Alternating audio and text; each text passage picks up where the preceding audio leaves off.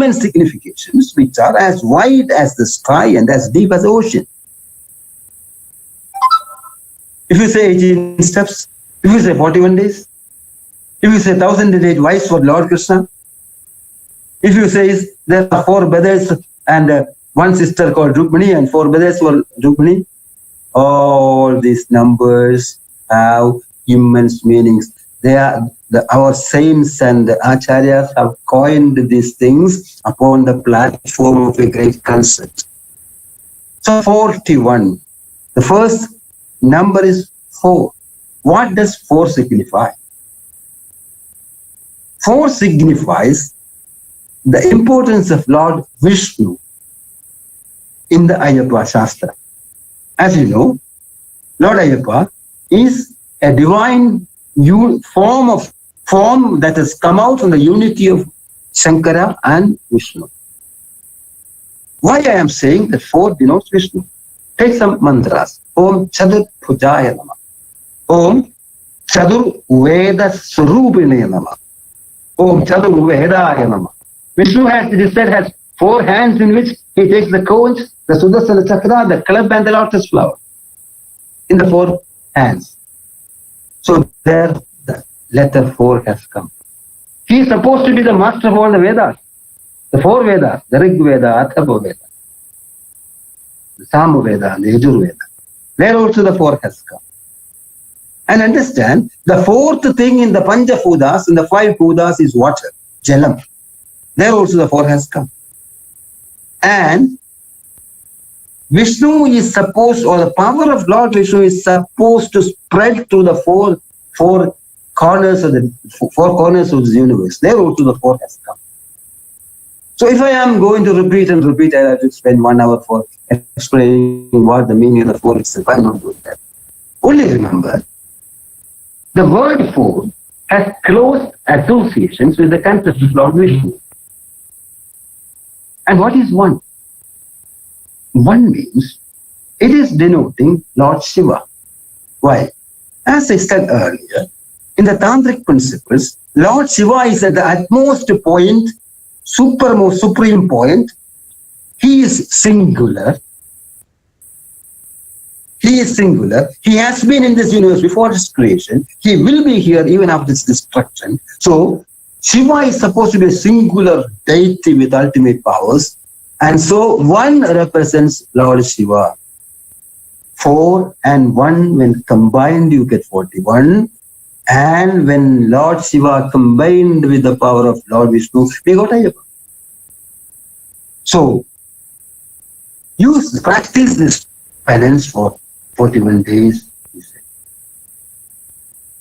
In other words, 41 is a secret code about the structure of this universe. Let me repeat this word. 41 denotes a secret code, C-O-D-E, in the structure of this universal world. And you are asked to practice this 41 days penance. It is the image of this universe. It denotes, it symbolizes, it exalts the image of this universe. So that is the significance of 4 and 1. So you are observing 41 days penance. And see, then there are some yama niyamas in our Sabarimala pilgrimage. What is yamas? See, yama means you have to practice non-violence, abolition of greediness, etc. in your thoughts and actions. So you should not be violent. You should be non-violent in the sense, your mind should be kind.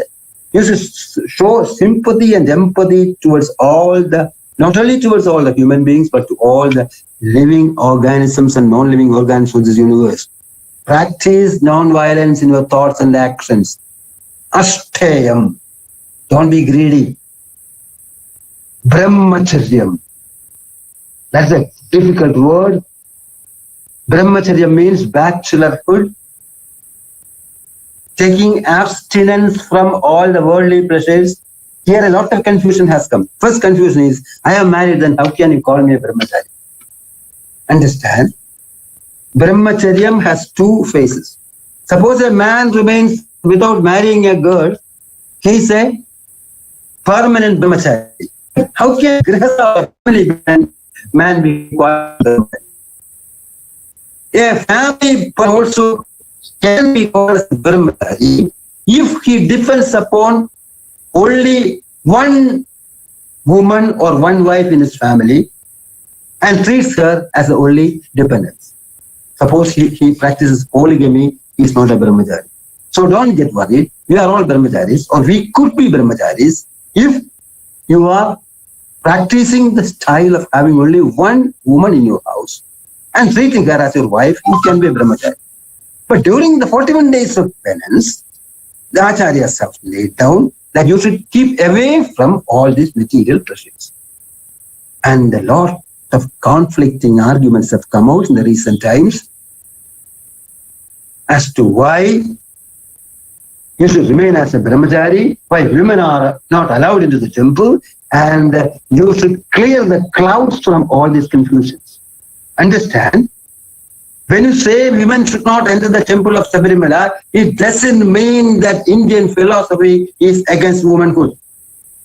On the opposite, Indian philosophy is the best philosophy in the whole world, which has always taken woman to the utmost hills of respect and reverence. For example, Yatra Najastu Pujyante Ramante Tatra Devata. We said, wherever ladies are worshipped, the gods get pleased. Then understand, Bhagavata calls the wife of a family as Griha Kamathenu. And during the rule of King Janaka used to hold spiritual discourses, and in these discourses, special seats were provided for pregnant women. Beautiful example. Pregnant women were allowed to come and attend these discourses. And when these women start walking, an announcement will be made loudly. Pregnant women are coming to hear the discourse. Keep safe way for them. Respect them. This is how India looked upon womanhood. Don't have any confusion. And understand, in the evening, Lord Seva has his Tandava. And what is he actually doing? When he starts the Tandava, when he starts his dance, Goddess Saraswati starts the tune, Brahma has the band, Lord Vishnu stands as a witness, all the gods and goddesses come to enjoy this dance, and before starting this Tandava, Lord Shiva seats his wife Parvati in the middle upon a very costly throne and starts the dance, showing to the world that woman should be respected. So Parvati is given a special throne, a throne. He seats his wife upon a throne and then starts dance. So this is how Indian philosophy, our acharyas and saints looked upon a woman.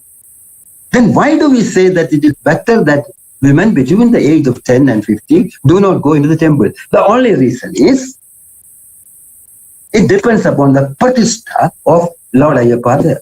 He is seated there in a concept of brahmacharya or bachelorhood, and so that practice has to be obtained there. It doesn't at all reflect any enmity or negativity towards women. Suppose you start a school where only boys are at a boys' school, and you are not admitting any girl in the school. Does it mean that there is a discrimination in the school? Girls? Only because it's a boys' school, we don't accept a girl. On the opposite, we have a girls' school and you don't admit a boy. Why? Does it mean that we are against boys? No. That is all a structure to promote spirituality. You have to take it in that sense. And so, brahmacharyam must be observed during these fastings. And then you have the aparigraha, which means control your desires, don't be greedy, lead a simple life, simple living and high thoughts must be your practice. That is called aparigraha. And then satyaya means you have to study Vedas and Upanishads.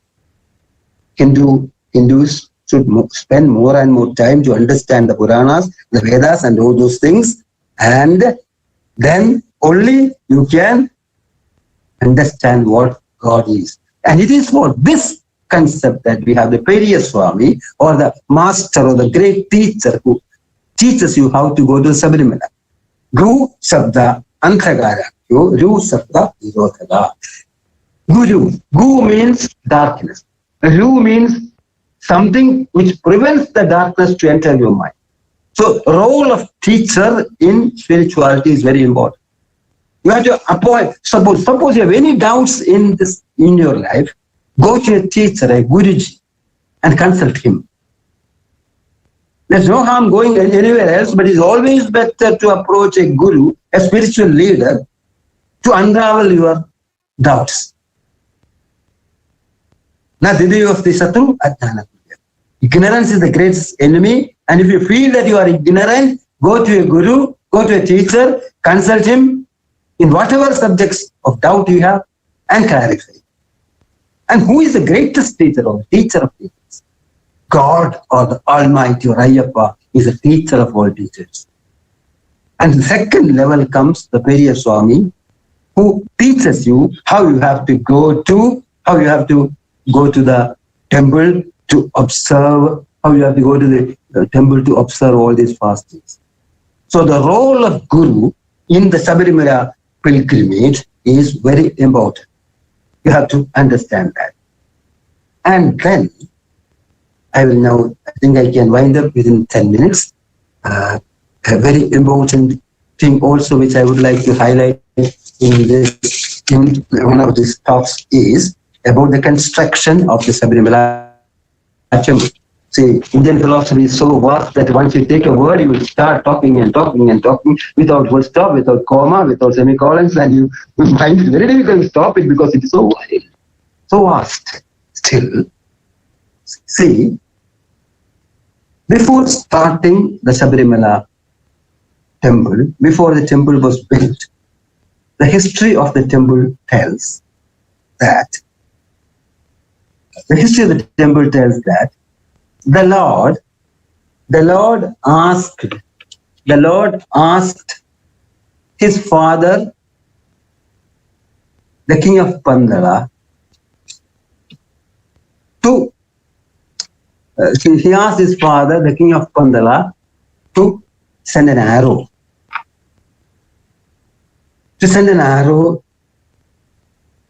Look at the point where the arrow falls, and there you can start the village. This is what the Lord told the king. The king sent an arrow, it struck a point, and the Sabarimala temple was built there. This is a very simple story, but it has a number of philosophical connotations. What does this arrow signify? See, this arrow is your mind or the Atma. Is your mind or the Atma. The Lord was asking the king to apply his mind called the arrow and find out where the temple is to be built. What is the specialty of an arrow?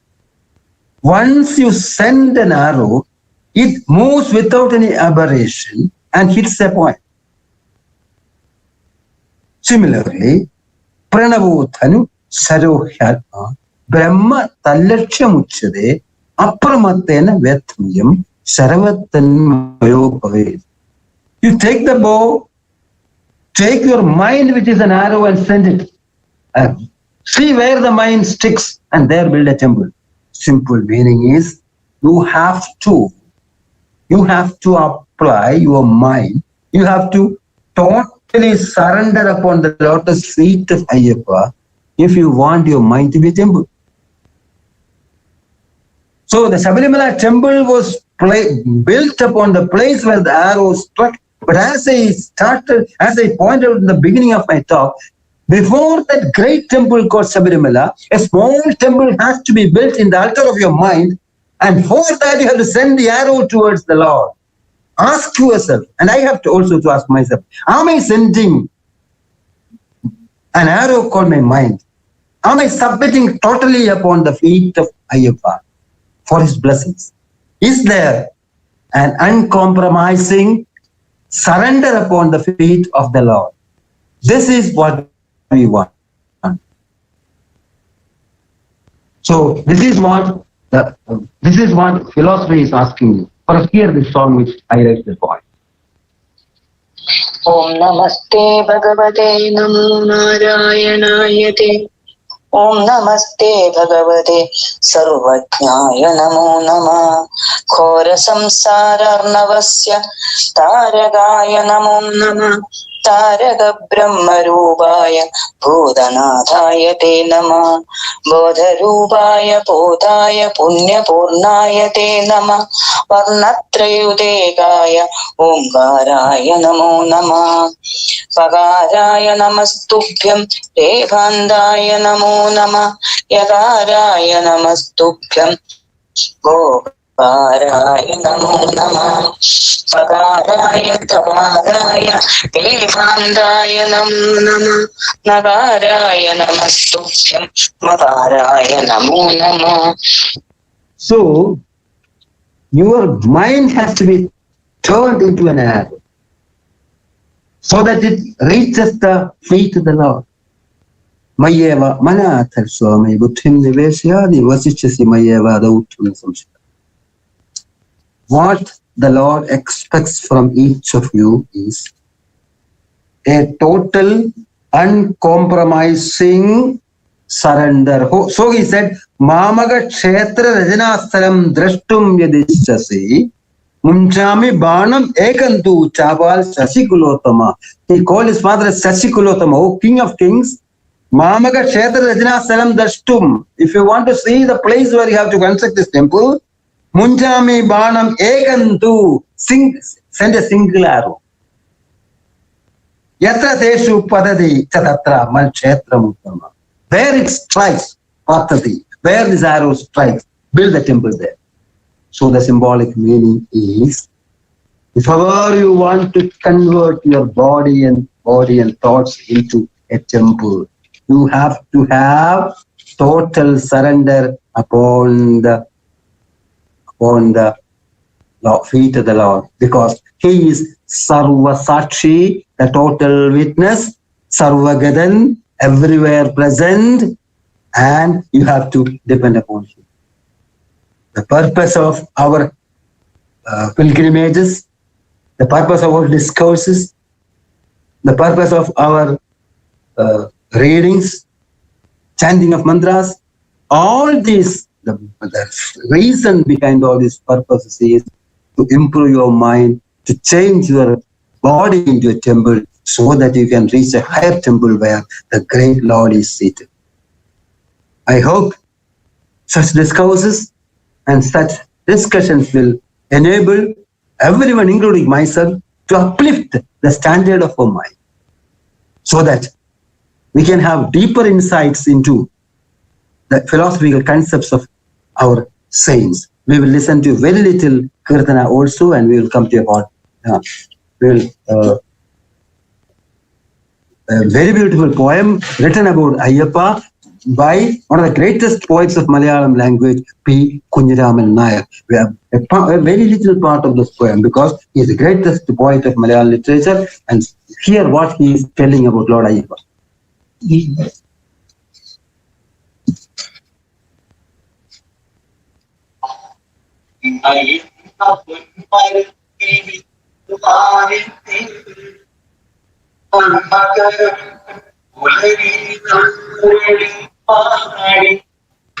Matenu Vedanayum Nanmani Ponnare Pilmakudam Sri Sabari Nilkaligal Ninnukaan Kiritare Chinmayare Puranigai